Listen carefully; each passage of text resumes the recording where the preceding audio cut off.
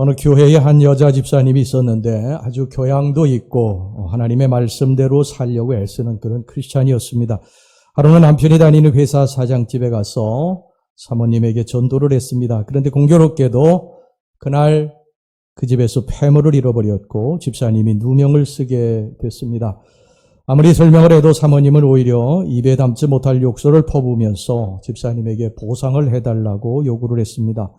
집사님은 너무나 억울하고 분했지만 꾹 참으면서 주님께서 해결해 주시기를 기도드렸습니다.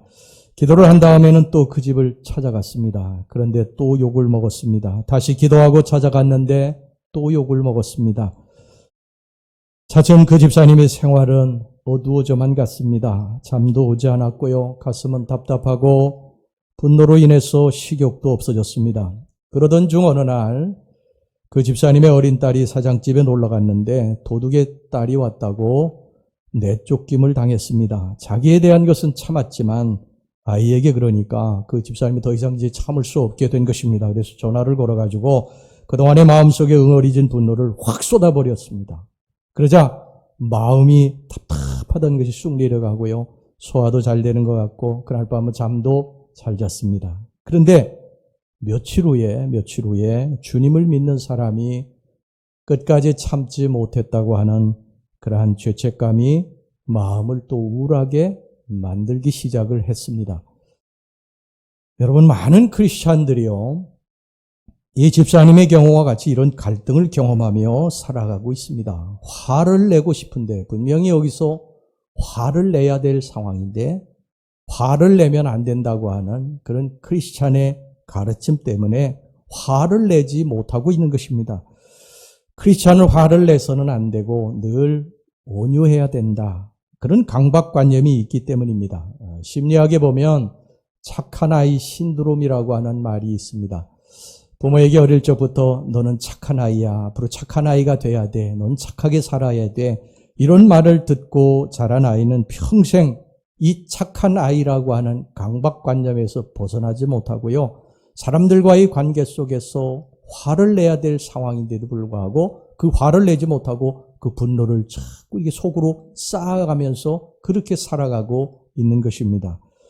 여러분, 현실은요, 정말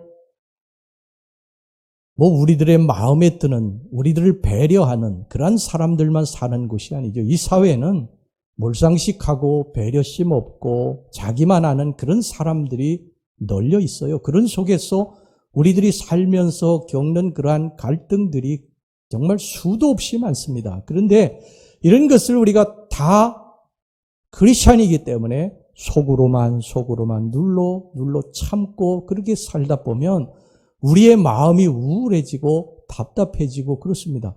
목사도 그렇습니다. 목사도 여러분들에게 화가 날 일이 있겠어요? 없겠어요? 여러분, 어떤 사람에 대해서 화가 날 일이 있겠습니까? 없겠습니까? 네? 대답 좀 한번 해보세요. 화가 날 일이 있어도 목사기 때문에 또 그것을 눌러 참고 할 말도 하지 못하고 또 참고 이제 그러다가 그 속에 이제 분노가 쌓이게 되고 그러다 보면 어느 날 우울하게 되고요. 그러다 보면 또 식욕도 없어지게 되고 그러다 보면 얼굴 표정도 밝지 못할 때가 있습니다. 여러분, 우리 예수 믿는 사람들이 많이 갖고 있는 환상이 하나 있는데요. 하나님의 자녀는 언제나 화를 내서는 안 되고 언제나 평안해야 되고 언제나 웃어야 된다고 하는 그런 환상입니다. 그런데 여러분, 그걸 아십니까? 예수님도 성경에 보면요, 수시로 화를 내셨습니다. 성경에 분노라고 하는 단어가 약 450번이 나오는데 그 450번의 분노라고 하는 단어가 어디에 해당되는 단어냐면 하나님이 화를 내셨다고 하는 단어에 해당이 됩니다. 하나님도 화를 내신 것입니다. 여러분, 우리도 하나님이 창조하셨지 않습니까? 하나님 우리를 창조하셨고 하나님이 우리의 속에 하나님의 영을 불어넣어 주셨기 때문에 우리에게도 분노라고 하는 감정이 있는 것입니다. 우리가 무엇을 먹지 못하면은 배고픔에 그러한 그 식욕이 들듯이 누가 우리를 찌르고 힘들게 하면 우리들도 속에서 분노가 일어나게 되는, 이걸 어떻게 보면 자연스러운 감정입니다. 이걸 억누르게 되면 우리 속에 분노가 쌓여가면서 병이 들게 됩니다. 이 분노와 수명에 관한 흥미로운 논문이 하나 있는데요. 노스캐롤라이나 대학교의 이 달스트롬 교수가 의대생 255명을 대상으로 이제 조사한 연구입니다. 그는 분노 점수가 높은 의대생과 그렇지 않은 그런 의대생으로 나누었습니다. 그리고 25년이 지난 후에 이제 의대생들이니까 의사가 많이 됐겠죠. 그리고 또 뭐 다른 일을 하는 그런 성년이 되었을 때에 사망률을 조사했더니 놀랍게도요. 분노 점수가 높았던 그런 학생들이 사망률이 7배나 높았다는 것입니다. 또 법대생 118명을 대상으로도 같은 조사를 했는데 재학생 때 분노 지수가 높았던 변호사들은 20%가 50세 이전에 사망을 했는데 분노가 낮았던 변호사들은 4%만 사망했다는 것입니다. 이것을 보면 분노라고 하는 것이 우리들을 병들게 하는 것이다 하는 것을 알 수가 있죠. 그래서 우리는 이 분노를 어떻게든지 해결해야 됩니다. 분노를 속에다 계속 쌓아놓고 이 착한 아이 신드롬에 빠져서 내가 착해야 돼. 내가 착하게 살아야 돼. 다른 사람이 나를 화나게 해도 나는 이걸 참아야 돼. 나는 크리스찬이니까, 나는 목사니까, 나는 장로니까 그러면서 이것을 쌓아놓게 되면 반드시 이것이 우리들을 우울증으로 만들게 하고 병으로 이끌어 간다는 것입니다. 이걸 이제 해결해야 되는데 이걸 어떻게 해결할 수 있느냐? 어떻게 해결할 것이냐? 자, 오늘 여기 본문을 보면요. 아브라함과 사라가 나옵니다. 이들은 부부지요. 부부입니다. 그런데 아브라함과 사라가 금술이 좋은 부부였을까? 아니었을까? 뭐 성경에 뭐 그게 나와 있지는 않기 때문에 어떤지는 잘 모릅니다. 그러나 상황상, 정황상 이렇게 보면 오늘 여기 본문도 보고 창세기에 곳곳에 보면 사라가 아브라함에 대한 불만이 굉장히 많았던 것은 분명합니다. 즉 아브라함의 그러한 일에 대해서 아브라함이 행하는 일에 대해서 마음속에 사라가 어떤 분노를 가지고 있었다고 하는 것을 우리는 미루어 알 수가 있습니다. 여러분 사라의 남편 아브라함은 얼마나 믿음이 좋은 사람입니까? 얼마나 믿음이 좋아서 믿음의 조상이라고 불리고요. 또 하나님도 그를 내 친구라고 부르셨겠어요. 정말 좋은 사람이죠. 믿음이 좋은 사람이요. 그렇다면 이 사라가 믿음이 좋은 남편과 살아서 행복했을까?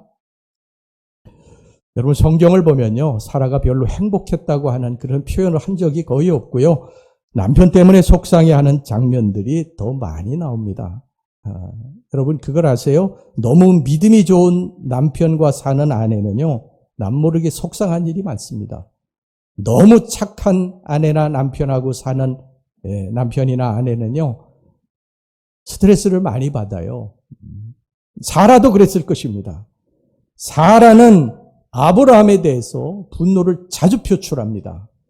아브라함은 뭐 하나님에 대한 믿음으로 마음이 편했는지 모르지만 그 옆에서 그것을 지켜보는 사라는 굉장히 많이 스트레스를 받고 또 분노도 쌓여갔다고 하는 것을 이제 알 수가 있는데 사라가 가장 크게 분노를 표출한 때는 여종 하갈로 인한 어려움을 겪을 때였습니다. 사라의 말이 아주 과격해요.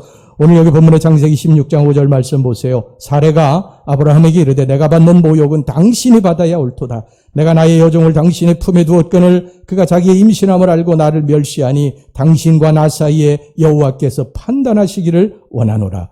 사라는 남편 아브라함에 대해서 대단히 화가 나 있습니다. 우리 여기서 좀 사라의 분노가 지나치지 않나 이게 생각이 들 수도 있어요. 왜냐하면 그 여종 하갈을 사라가 주었잖아요. 아브라함에게. 근데 그 하갈이 자기를 좀 멸시한다고 그래서 아브라함에게 오히려 이렇게 화를 내는 건 좀 지나치다고 볼 수도 있는데 여러분 사라가 지금 아브라함에게 이렇게 화를 내는 것을 화를 폭발한 것은 지금 이 사건 때문만은 아닙니다.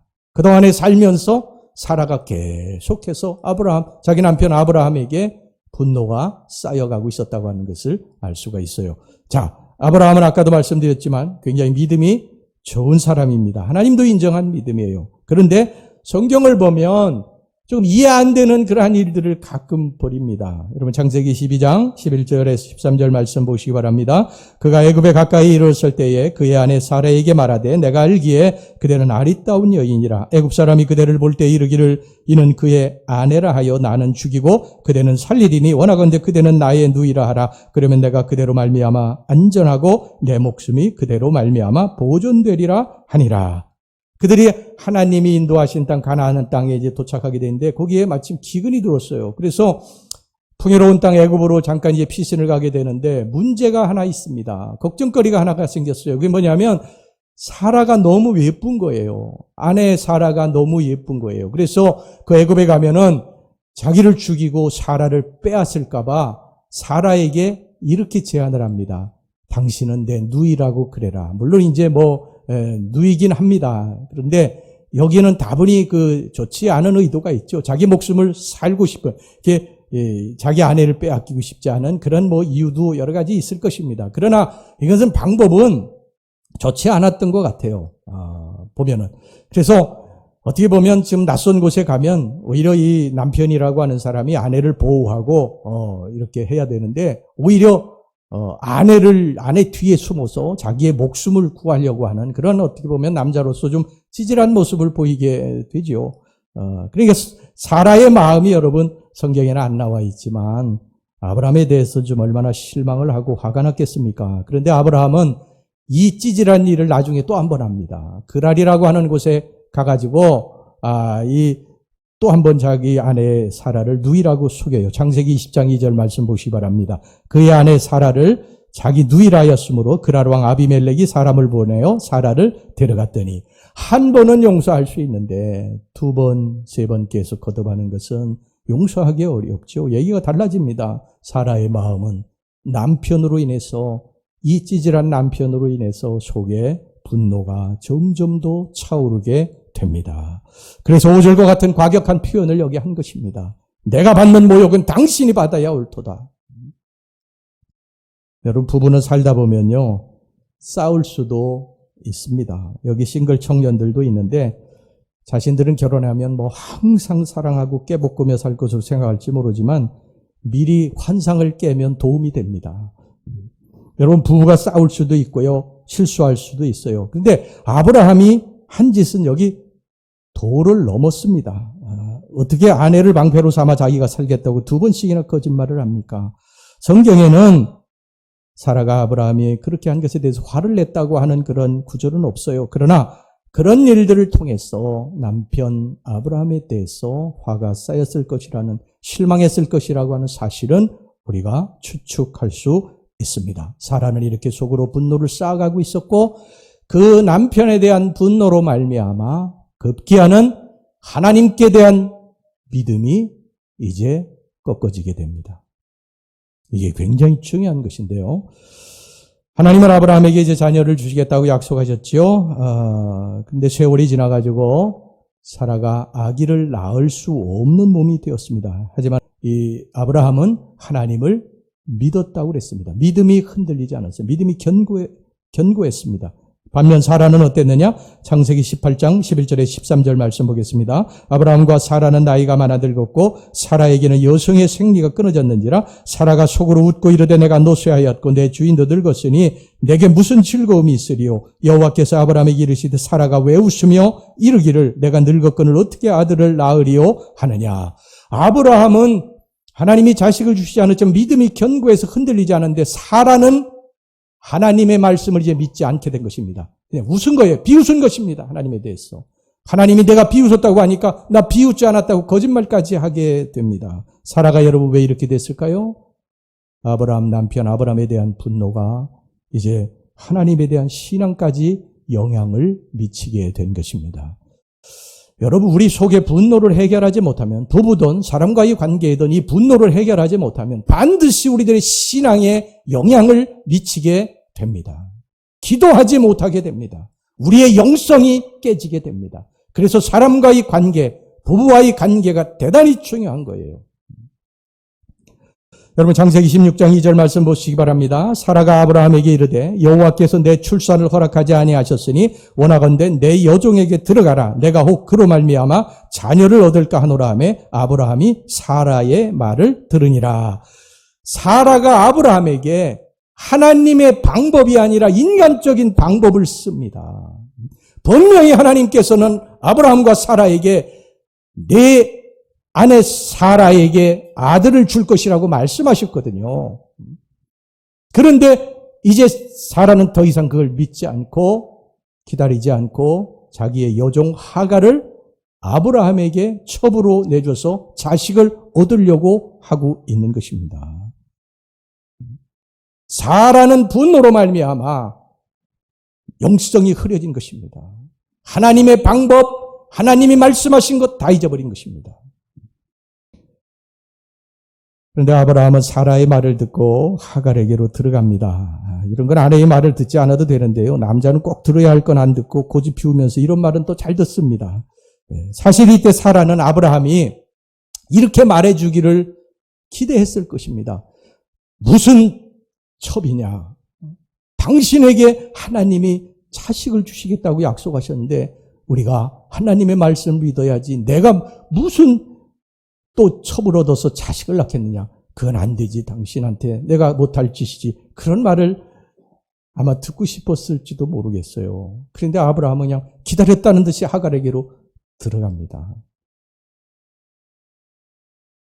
여러분, 여자들은요, 생각이 남자들보다 훨씬 더 복잡합니다. 살고 보니까 그래요. 정말 말과 생각이 다릅니다. 여자가 아라고 하면 이거 다 우리 남자들이 아라고 받아들이면 안 돼요.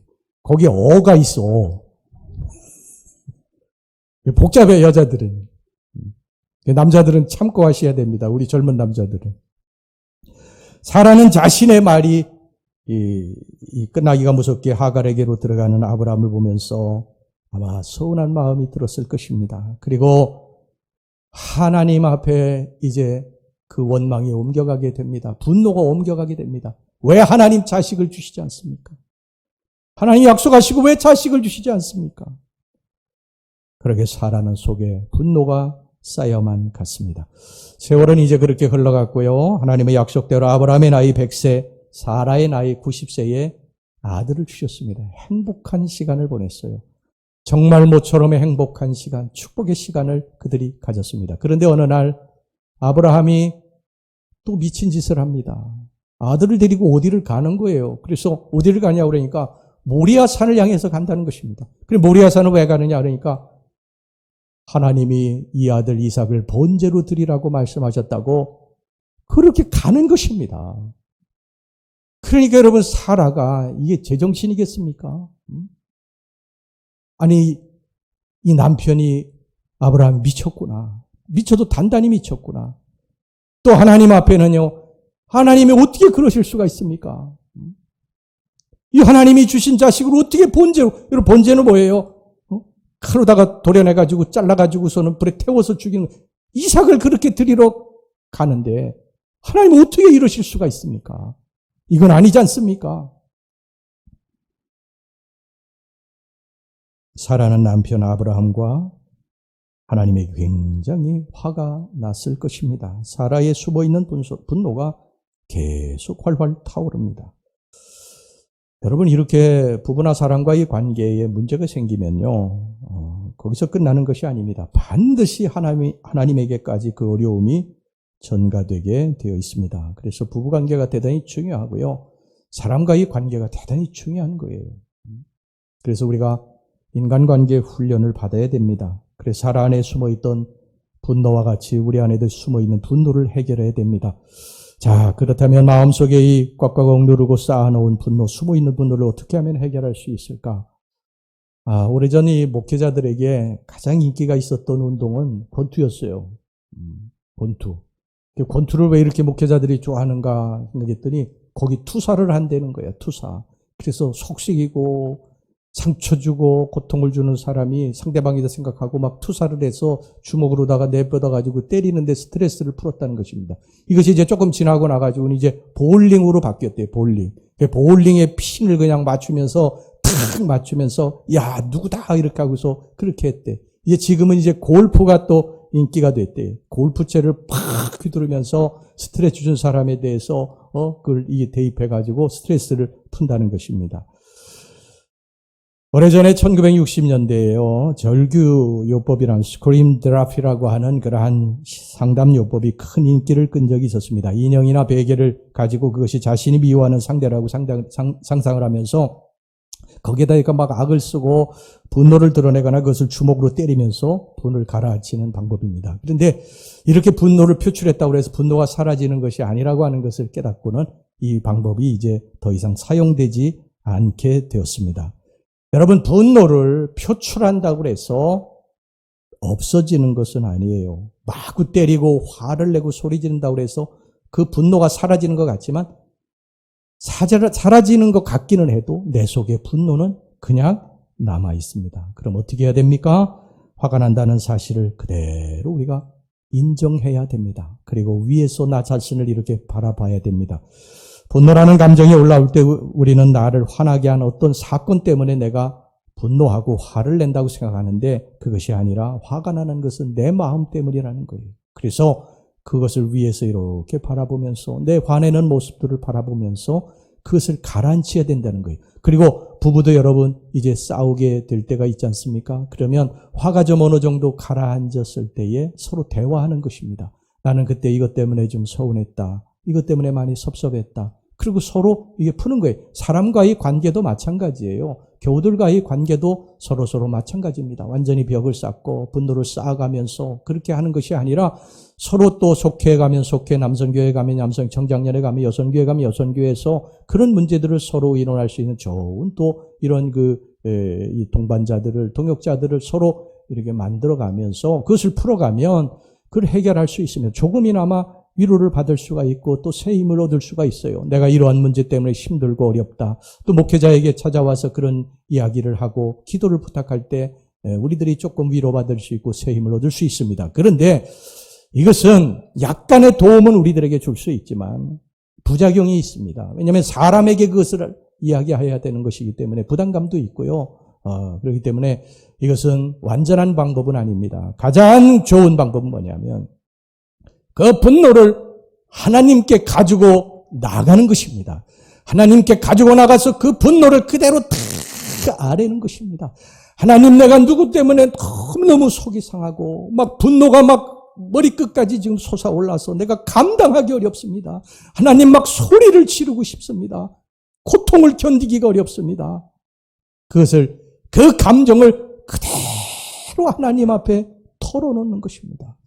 우리 예수 믿는 사람들이 그것을 잘 못합니다. 그렇게 기도하면 오히려 내가 하나님으로부터 벌을 받지 않을까 그런 생각을 할 때가 참 많아요.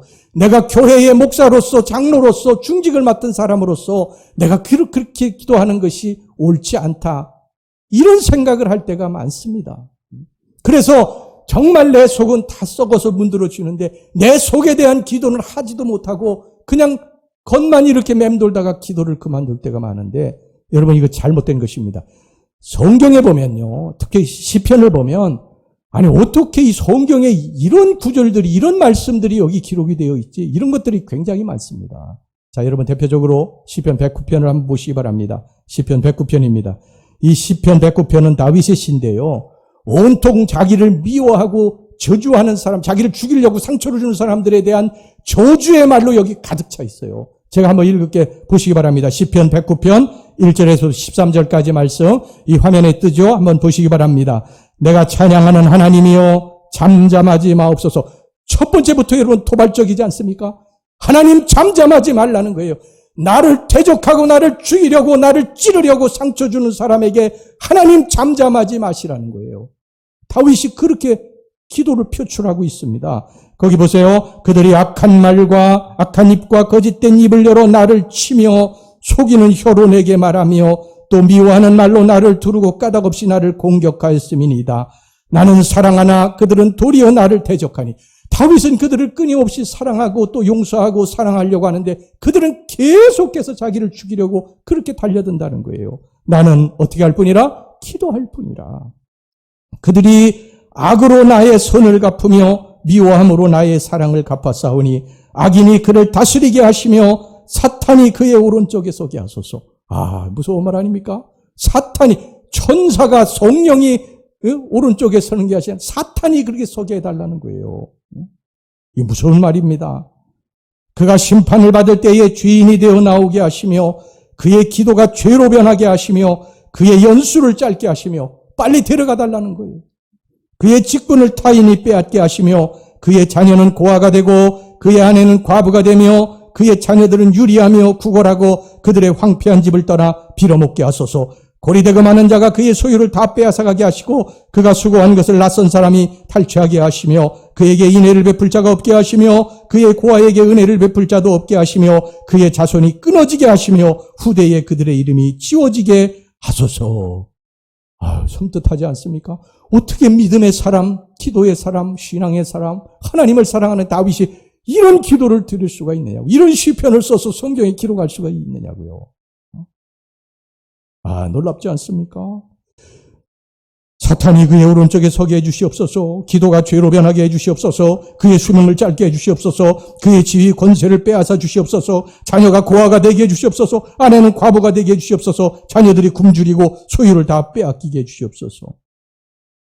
이 얼마나 화가 났으면 이런 시를 썼을까.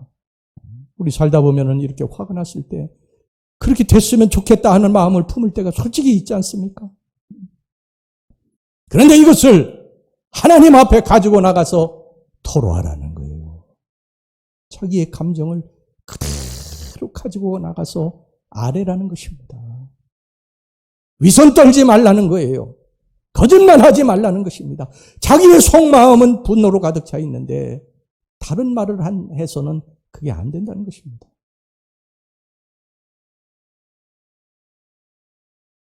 다윗은 그 분노로 가득 차 있는, 속에서 막 부글부글 끓고 있는 그 마음을 그대로 하나님 앞에 가지고 나가 토로하고. 근데 다윗의 훌륭한 점이 있어요. 우리들이 이제 꼭 배워야 될 일인데, 다윗이 여기서 끝나는 것이 아닙니다. 이렇게 저주하고 끝나는 게 아니에요.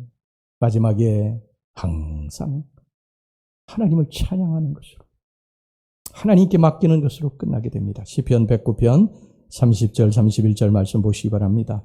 내가 입으로 여호와께 크게 감사하며 많은 사람 중에서 찬송하리니 그가 궁핍한 자의 오른쪽에서 사 그의 영혼을 심판하려 하는 자들에게서 구원하실 것이미로다.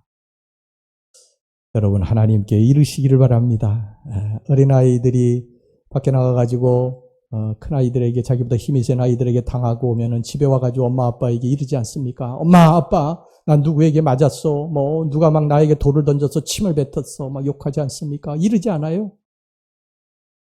그렇게 이르시기 바랍니다. 하나님 앞에 이르시기를 바랍니다. 누구 때문에 너무 힘들고 고통스럽다고, 내 속에 그래서 분노가 가득 찼다고 하나님 앞에 가서 이르세요. 그러면 부모가 어떻게 합니까? 내 이놈 언제 한번 혼 좀 내줄 테니까 너 걱정하지 마. 아빠가 여기 있어. 엄마가 여기 있어. 그리고 도저히 이건 안 되겠다 싶으면 엄마 아빠가 나서기도 하잖아요. 우리는 하나님 앞에 하나님을 믿고 이루는 것입니다. 하나님, 제가 누구 때문에 이렇게 너무 힘들고 분노로 가득 차 있습니다. 다윗과 같이 저주할 때도 있지만 기도할 때마다 저주는 하지 마시기 바랍니다. 그럴 때 우리들이 정말 도저히 참을 수 없을 때, 그런 분노가 있을 때 하나님 앞에 나가서 하나님 앞에 우리의 마음을 그대로 아뢰면 하나님이 우리를 이제 만져주십니다. 찬양의 곡처럼 하나님이 우리의 아픈 상처를 만져주세요. 토닥거려 주세요. 아들아, 딸아, 내가 너를 사랑하고 내가 네 곁에 있을 것이야. 힘을 내거라. 이것 때문에 져서는 안 된다. 위로하시고 만져주시고 새 힘을 주시고 일으켜 세워주시는 줄로 믿습니다. 사랑하는 우리 성도 여러분, 화를 내는 건요, 어떻게 보면요, 인간에게 자연스러운 감정이에요. 여기 서 있는 목사, 선교사, 기독교 역사에 유명한 성자들, 가톨릭의 교황, 여러분 다 분노의 감정을 가지고 있습니다. 이건 자연스러운 거예요. 에베소 4장 26절 27절 보세요. 분을 내어도 죄를 짓지 말며 해가 지도록 분을 품지 말고 마귀에게 틈을 주지 말라. 분을 내어도 죄를 짓지 말라고 이렇게 했지 않습니까? 분을 내서는 안 된다가 아니에요. 이건 이미 성경이, 하나님이 분을 낼 수밖에 없는, 하나님이 주신 그 감정이라고 하는 것을 인정하신 것입니다. 그렇지만 분을 내어도 죄를 짓지 말고 해가 지도록 분을 품지 말고, 부부가 서로 싸워도 그거 가지고 서로 잠자리에 들 때까지, 그 다음날까지 분을 품고 그렇게 있지 말고, 그러면 반드시 하나님에 대한 신앙에까지 그것이 영향을 미치게 되니까 분을 풀어야 된다는 것입니다. 분을 풀을 때 하나님 앞에 가지고 나가시기를 바랍니다. 그리고 하나님 앞에 다 이르세요. 이러세요. 하나님, 이랬습니다, 저랬습니다, 미주알, 고주알 다 울면서 막 자기의 감정을 다 토로하게 되면 주님이 우리를 위로하십니다. 주님이 우리를 만져주십니다. 전 목회하면서 지금까지 그렇게 살아온 거예요. 목회라고 하는 것이 여러분 얼마나 사람들 때문에 시달리는 줄 아세요? 사람들 때문에 정말 힘이 들 때가 많아요. 상처도 많이 받고요. 여러분 그럴 때마다 제가 속에 분노를 계속 쌓아두고 누르고 그랬으면 전 여기서 아마 목회 못하겠죠. 병들어서. 하나님 앞에 가서 이르면 하나님이 이걸 다 나중에 보면 해결해 주십니다. 제 마음을 잔잔하게 해주시고 위로해 주시고 새 힘을 주시고 여러분들의 삶에 일어나는 모든 문제들은 사람과의 관계 속에 일어나는 모든 문제들은 이렇게 해결하는 것입니다. 하나님 앞에 가서 이르시기 바랍니다. 하나님이 여러분들을 만져주실 것입니다. 새 힘을 주시고 일으켜 세워 주실 것입니다. 상황을 정리하시든지 내 마음이 그것에 이길 수 있는 마음을 주시든지 하나님 어떻게 되든지 이 문제를 해결해 주실 것입니다. 하나님 앞에 나아가서 여러분들 속에 숨어있는 분노를 해결하시기를 주의 이름으로 축원합니다. 기도합시다 우리.